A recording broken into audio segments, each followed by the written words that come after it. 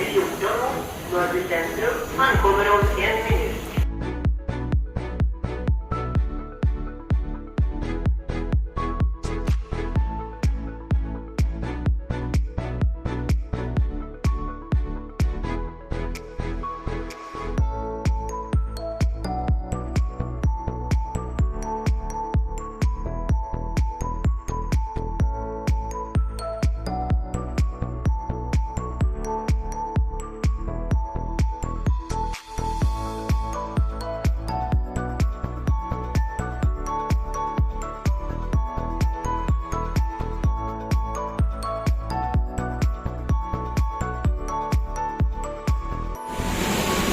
Aynen abi.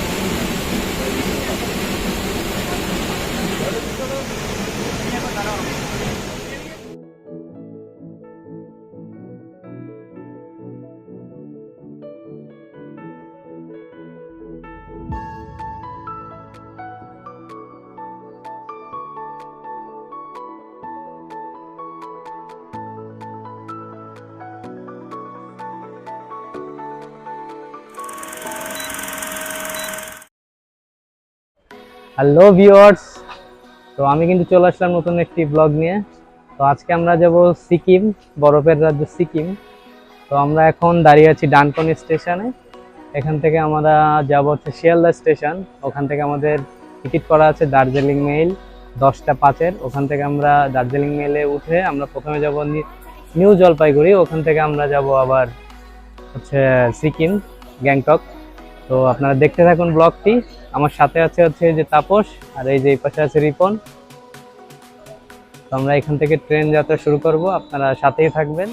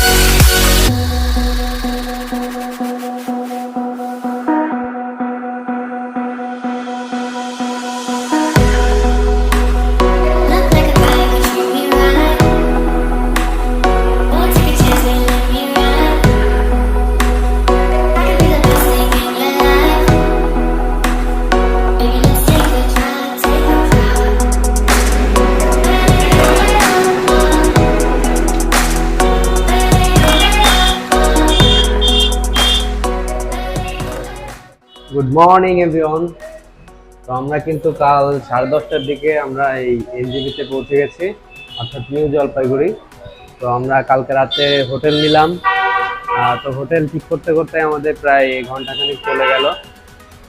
যেহেতু আমরা NJP স্টেশনে নেমেছিলাম, তো ওখানে কিছু হোটেল দেখলাম, কিন্তু আসলে হোটেলগুলো এত রেট, আর কালকে যেহেতু গরম ছিল, কারণ এইখানের ওয়েদার আর আমাদের ওয়েদার একই রকম, সুতরাং প্রচণ্ড গরম ছিল কালকে, যার কারণে এসি রুম অ্যাভেলেবেল ছিল না। আর এসি ছাড়া আসলে জার্নি করে এসে থাকাও পসিবল ছিল না, যার কারণে আমরা একটু হোটেল এই স্টেশন থেকে 30 টাকা ভাড়া, অর্থাৎ ওখান থেকে 20 মিনিটের রাস্তা একটু সামনে এসে সাবদার হাসমি চক, এখানে এসে আমরা কিন্তু হোটেল নিয়েছি, এই যে ভেনাস হোটেল।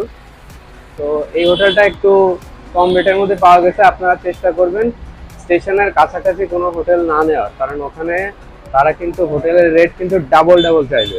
সুতরাং আপনারা একটু ভিতরে এসে সেবক রোড, হাসমি চক, সাবদার হাসমি চক, এখানে হোটেল নেওয়ার চেষ্টা করবেন। তো আমরা এখন এখান থেকে বের হব হচ্ছে গ্যাংটকের উদ্দেশ্যে। তারপর ওইখানে হোটেল নেব, তারপর ওখানে ট্যুর প্ল্যান সাজাবো, তারপর আমরা ট্যুর প্ল্যানটা শেষ করে তারপর আবার ফিরে আসবো আবার এইখানে। আবার এখান থেকে আমরা ট্রেনে উঠে আবার চলে যাবো হচ্ছে কলকাতায়। আমরা কিন্তু এখন বের হবো হচ্ছে গ্যাংটকের উদ্দেশ্যে, অর্থাৎ আমরা হচ্ছে নিউ জলপাইগুড়ি স্টেশন ফিরে যাব। তো ওখান থেকে আমরা একটা টাটা সুমো বা যে টাইপের গাড়িগুলো ওইদিকে যাই। তো আমরা ওই গাড়িতে আমরা হয়তো একদম পার পার্সন 500 টাকা, কারণ এখন সিজন টাইম, এখন একটু পিক টাইম, যে কারণে একটু ভাড়া বেশি। অনেক সময় একটু 350 400 এর ভিতরে হয়ে যায়, কিন্তু এখন কিন্তু 550 550 এরকম আসবে। সুতরাং আমরা কিন্তু গ্যাংটকের উদ্দেশ্যে রওনা দেবো এখন।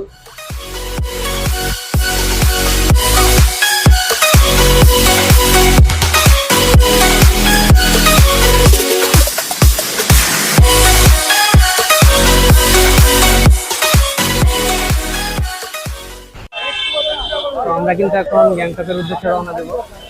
এই যে আমাদের গাড়ি স্ট্যান্ড। তো আমাদের সাথে কিছু বাংলাদেশিও আমরা পেয়ে গেছি। তো আমরা 10 জন মোট গ্যাংটকের উদ্দেশ্যে রওনা দেবো। তো আমরা কিভাবে কি ট্যুর প্ল্যান করলাম, কাদের সাথে কি বুক করলাম, আমি হোটেলে গিয়ে ডিটেলসে আপনাদের বলে দেবো, কিভাবে সহজে আপনারা এবং কম রেটের ভিতরে সবকিছু বুক করতে পারবেন এবং কোথায় কোথায় সাইট সিইং করতে পারবেন। সুতরাং আপনারা দেখতে থাকুন ব্লগটি।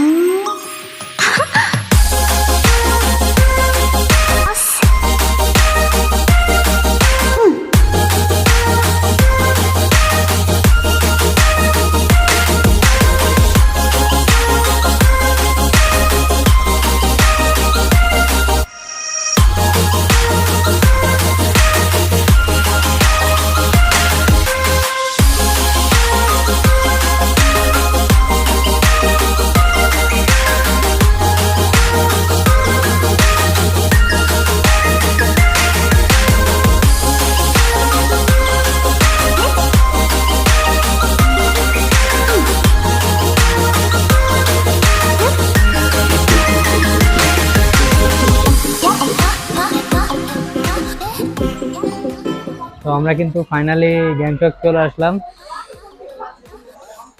তো আমরা এখন আছি এমজি মার্গের একদম কাছাকাছি, এখান থেকে এমজি মার্গ 5 মিনিটের দূরত্ব। তো আমরা রাতে আজকে এখানেই থাকবো, পরদিন সকালে উঠে কালকে আবার লাচুং যেতে হবে।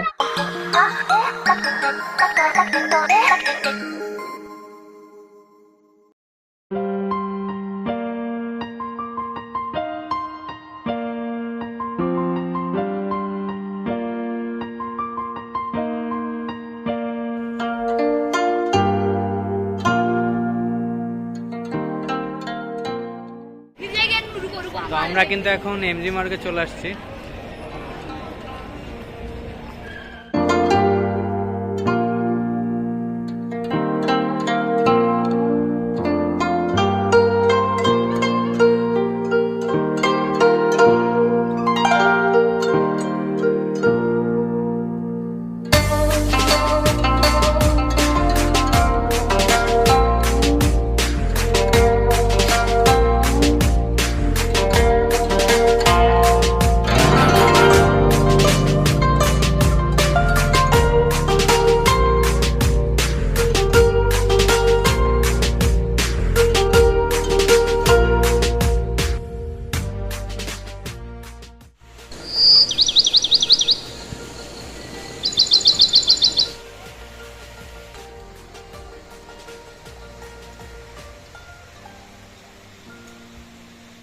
Good morning everyone. তো আমি আপনাদের যেরকম বলছিলাম, আমি কিন্তু পুরোটা আপনাদের বলে দেবো প্ল্যানটা। তো আমরা এখন হচ্ছে গ্যাংটক এমজি মার্গের কাছাকাছি একটা হোটেলে। তো প্রথমে আমরা যে হোটেলটায় ছিলাম নিউ জলপাইগুড়ি, তো আমরা ওইখান থেকে কিন্তু শিলিগুড়ি চলে আসলাম ট্যাক্সি স্ট্যান্ডে। তো আসার পরে কিন্তু সবাই খুব হাই রেট চাচ্ছিল, কেউ 700 টাকার নিচে যাবে না, 7,000 টাকা গাড়ি, 10 জনের সিট। তো আমরা কিন্তু আমাদের ট্রেনে পরিচয় হয়েছিল কিছু বাংলাদেশি ভাইদের সাথে। তো তারাও গ্রুপে ছিল 7 জন, আর আমরা হচ্ছে 3 জন, মোট হচ্ছে 10 জন। তো আমরা হচ্ছে একসাথে একটা প্ল্যান করলাম যে আমরা তাহলে একসাথে যাব একটা গ্রুপে, তাহলে আমাদের কিছু ডিসকাউন্টও পাওয়া যাবে। তো আমরা একটা এজেন্সির সাথে কথা বললাম, তো তারা আমাদের একটা হিসেব দিল 66,750 টাকা। তো সেই হিসাবে সবার আসে হচ্ছে 6,675 টাকা। তো আমাদের কিছু ডিসকাউন্ট করে তারা 6,500 টাকা করে দিল। তো আমরা কিন্তু প্রথমে যখন এনজেপি স্টেশনে নেমেছি, তো আমাদের সাথে কিন্তু কিছু দালাল বা এই টাইপের কিছু অসাধু লোকের সাথে কিন্তু পরিচয় হয়েছিল। তারা কিন্তু 10,000, 11,000, 12,000 টাকা করে প্যাকেজে চাইছিল, ঠিক আছে। তো এই প্যাকেজটার মধ্যে কি কি আছে আপনাদের আমি বলে দিই। তো এই প্যাকেজটার মধ্যে প্রথমে আছে আমাদের গ্যাংটক নিয়ে আসা, হোটেল। তো প্রথম দিনে কোনো ফুডিং নেই। তো আজকে সকাল 9টায় যখন গাড়িতে আমাদের লাচিং নিয়ে যাবে, তো ওইখান থেকে আমাদের ফুডিং শুরু হবে দুপুর থেকে। তো দুপুরের লাঞ্চ, রাতের ডিনার, আবার কালকের আউটসিং, অর্থাৎ আপনার ইয়ামথাম ভ্যালি পর্যন্ত। তো ইয়ামথাম ভ্যালিতে যাওয়ার পরে কিন্তু 0 পয়েন্ট যাওয়ার জন্য এক্সট্রা কস্ট লাগবে, ওইটা হয়তো আমাদের বেয়ার করা লাগবে। পার পার্সন হয়তো 300 থেকে 400 টাকা। এটা কিন্তু আমি বলে দিলাম, কারণ এখন যেহেতু জুন মাস, এখন কিন্তু আমাদের বরফ দেখতে গেলে অবশ্যই কিন্তু 0 পয়েন্ট পর্যন্ত যাওয়া লাগবে, ঠিক আছে। তো আপনাদেরকে আমি প্রথমে প্ল্যানটা বলে দিলাম। তো আপনারা একটু বার্গেনিং করবেন, এই রেঞ্জের মধ্যে ফেলার চেষ্টা করবেন। 6,000, 7,000 সিজন টাইম, তো যার কারণে একটু বেশি। তো এরপরে কিন্তু আমাদের কিন্তু আর কোনো ঝামেলা নেই, কারণ এখন সিজন টাইমে এখানে প্রচন্ড ভিড়, আপনি হোটেলও পাবেন না, কোনো কিছুই পাবেন না। আর এইখানের হোটেলগুলো এইখানে মোটামুটি ঠান্ডা আর কি।